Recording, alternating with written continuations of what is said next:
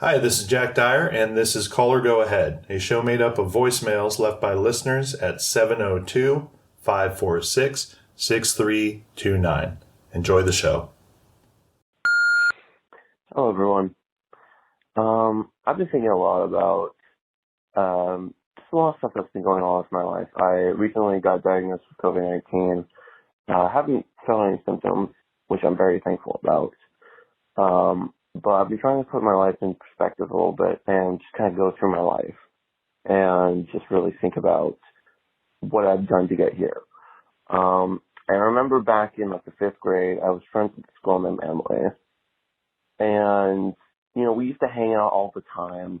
We used to go to parties. Well, not like parties, but like, the kind of parties that like a fifth grader would go to. And like, we would like go into town and just like do dumb stuff.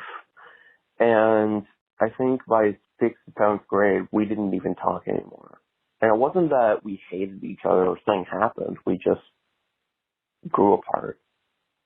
And I feel like there's a sort of beauty to that.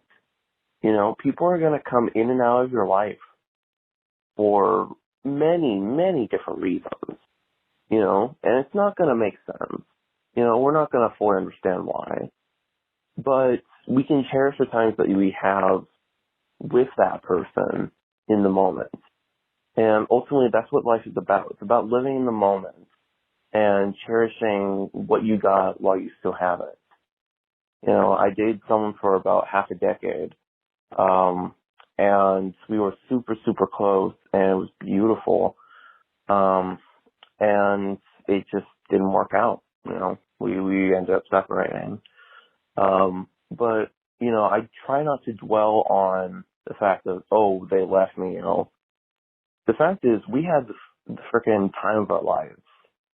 And, ultimately we are the main character of our story. We control our own story. We control what our legacy is.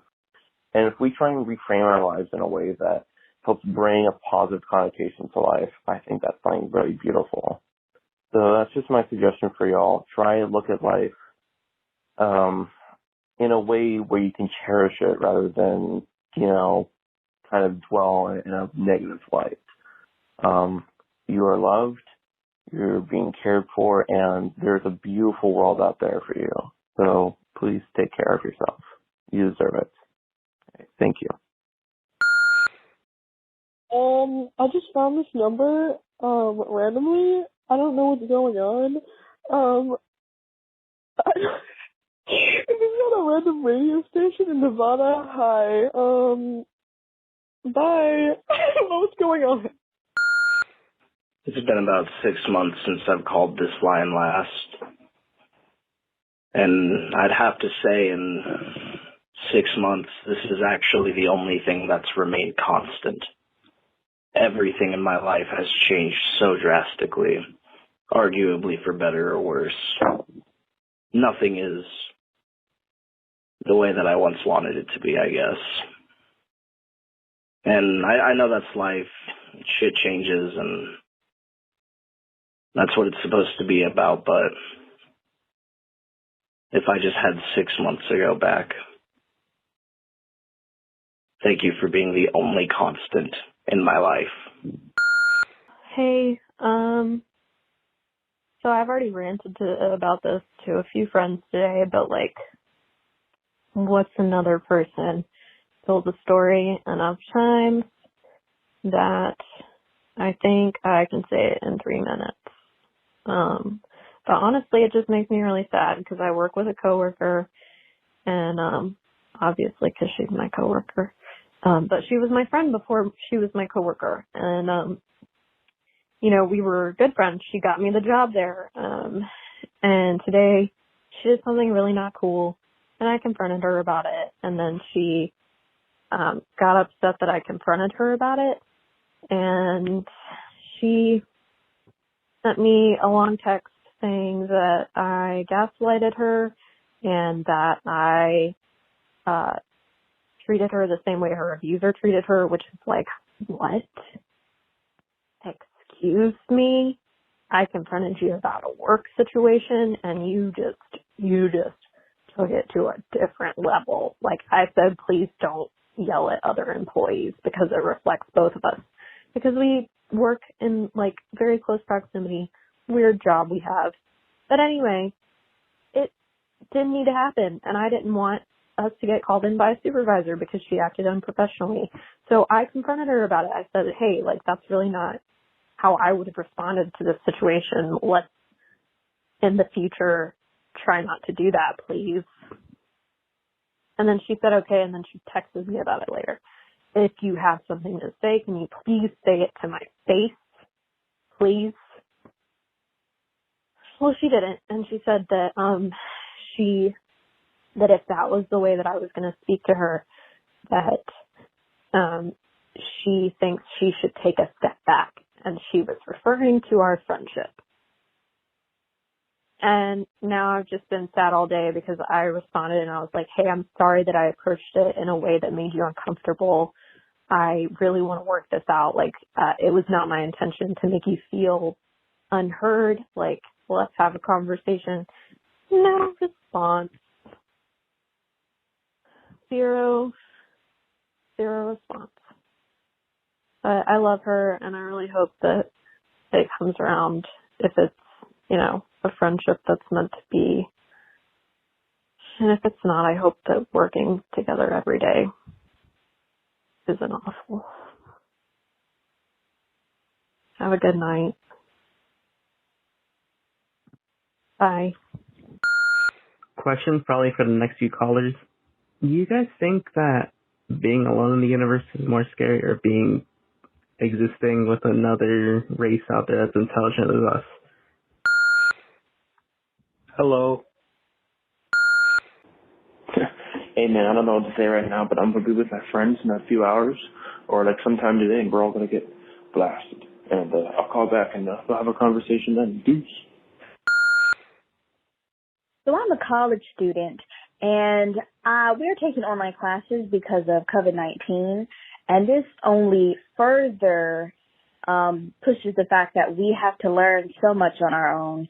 A lot of people say college is a scam, and I'm kind of thinking that they might be right because I'm paying, or my parents are paying, lots of money to put me through it, yet I'm doing a lot of work on my own. It'd be different if, we were in class and they showed us everything we needed to know, but me and many of my fellow students are just not getting what we need in class, and the time that we spend trying to compensate what we lacked from the teacher is just so stressful on top of COVID and everything that's going on. So I'm going to sing a little bit of a song to, release some of my stress, and hopefully you'll like it. It's called Bad Girls by Tennis, and I'm actually making an instrumental for it. So if it hurry up and loads, then I'm just going to sing a little bit. Just a little bit. Okay, here we go. All right. Even bad girls can do good things. Even bad girls have holy dreams. Oh, I'm not so transparent. My intentions, they ain't so apparent. All right, that was it. Cool. Have a nice day.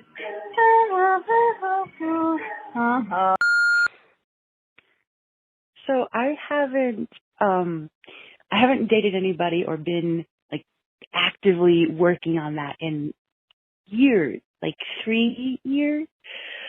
So of course it is in a global pandemic, and when I live in a town of less than 1,000 people, and I have plans to move away in about 2 months, that I have met somebody. I have no idea where this is going to go, but I don't know. It just seems like a noteworthy situation. I just wanted to share, if anybody else is out there dating in a pandemic, we drove up masked in the car, up a mountain nearby in the dark, in the rain, and given the alternatives, which was park gazebo, really, really windy, rainy porch, it was actually really successful. So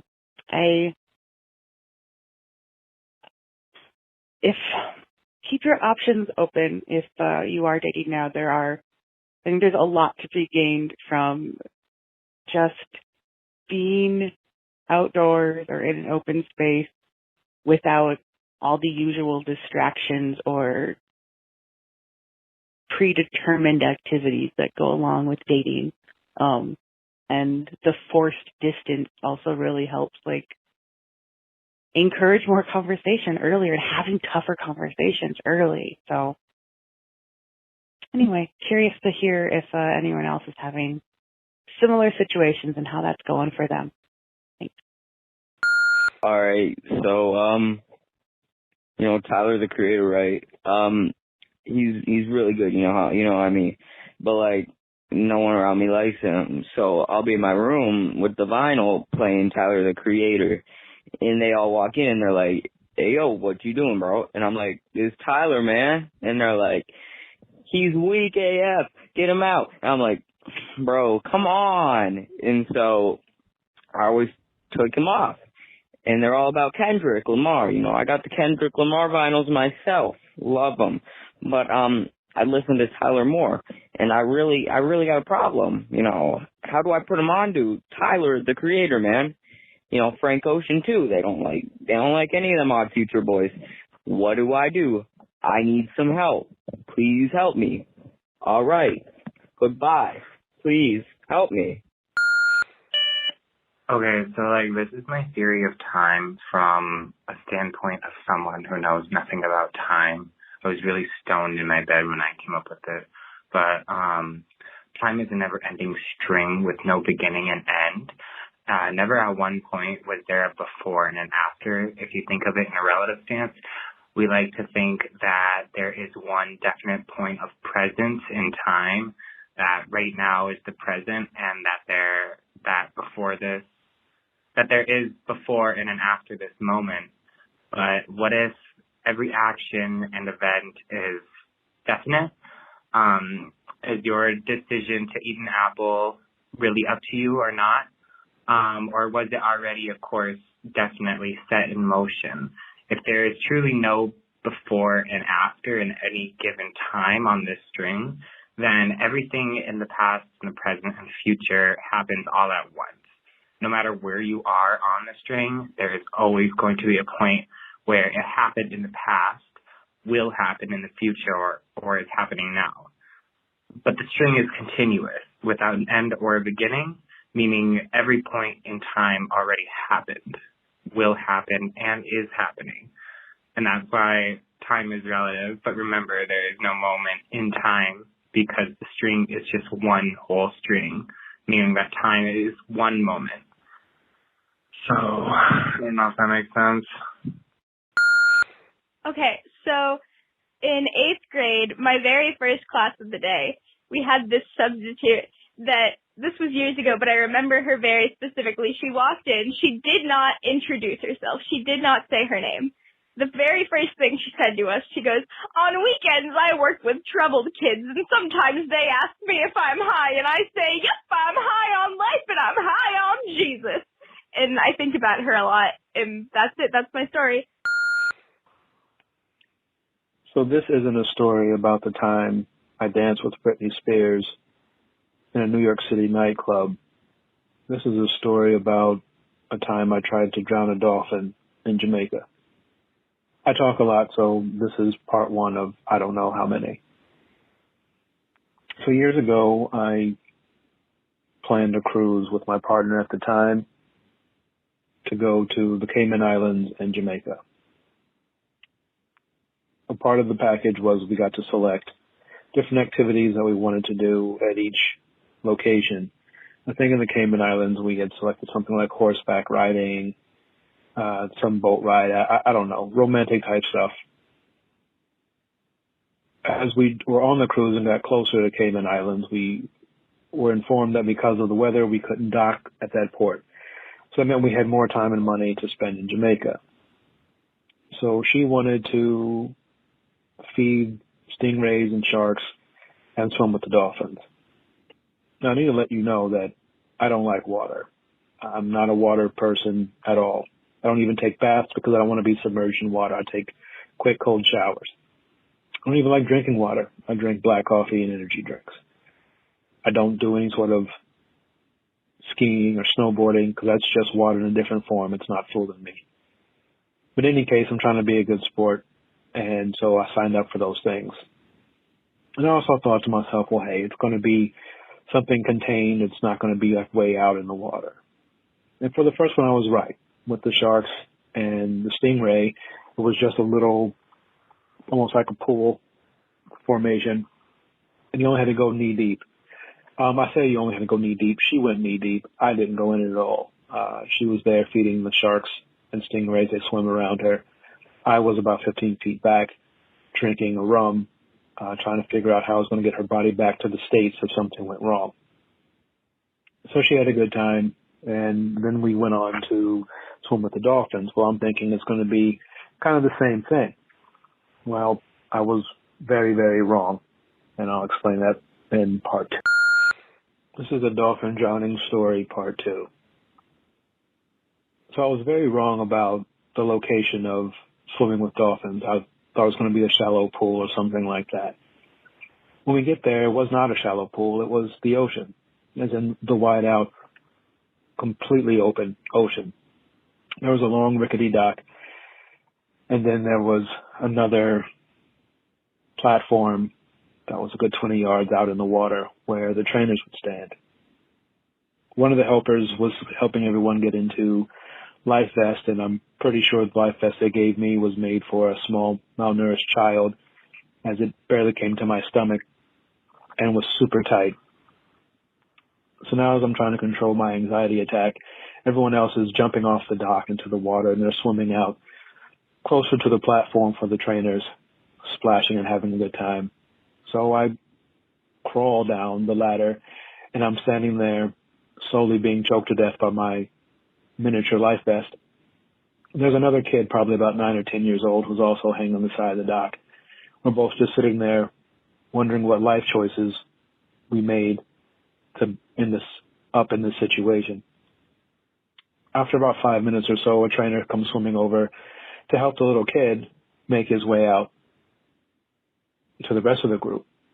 And as he grabs the back of his life vest, he stops and looks at me and he goes, "Do you need help?" And I look at him and I say, "Well, I'm a grown man choking in a life vest. Of course I need help." So he grabs me in tow and he pulls me and this little kid out to the rest of the group. So now we're floating out in the middle of the ocean, and I'm wishing I had written my will before this point. And on the platform, the trainers are talking about this dolphin. Mitch is his name. I'll never forget his name.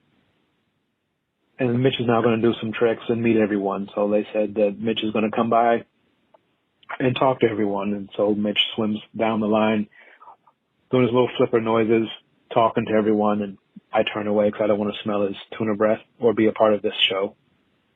And then they're like, "Oh, now Mitch is going to swim by and you will put your hands out and you can pet him." Mitch comes swimming by and everyone puts their hands out. I have my arms folded at this point. I don't want any part of this. So then the trainer's like, "Okay, we're going to split everyone up into 2 groups. Half the group can go back over towards the dock. The other half can come float over here. And we'll pick someone to start having some one-on-one time with Mitch." I couldn't have been more excited because now I'm thinking I get to get out of the water. But as luck would have it, they pick me first to interact with Mitch. So the trainer says, "Okay, I want you to splash your hand on top of the water 2 times." Okay, so I've never done anything like this before. It's kind of weird. I was sitting here thinking I really want to participate in this show, right? But what do I talk about? What is there to say that's interesting about me? And I realized I have a lot of interesting things to say, but they're not really things that I think other people would find interesting. And I think that's weird because I feel like a lot of people feel that way, you know? Like, When you're thinking about introducing yourself to a new person, do you introduce yourself by your greatest achievement, or do you just say your name? What do people want to know about you when you talk to them? Do they want to hear about, who you are really? Or do they just kind of want to say, hi, my name is King, and, what's your name? Why is that? And does everyone think this way? Is this something that everyone feels? Or is this something unique to me? Or is it unique to a couple of people, but not everyone? So, I guess that's just some food for thought. I don't know. Maybe I'll call back at a later date with something more interesting to share. But for now, that's all I've got. Thank you for listening to this episode. You can find more episodes on Spotify and iTunes. We also post episodes to YouTube, individual messages to Twitter, TikTok, and Instagram. All of those are at Caller Go Ahead. And you can find all of our work at callergoahead.com. The show is made possible by the games we make, Party Games, Super Fight, and Red Flags, the miniatures game Gatefall. You can find out about all of those at jackdyer.com. Thanks again for listening, and we'll see you next time.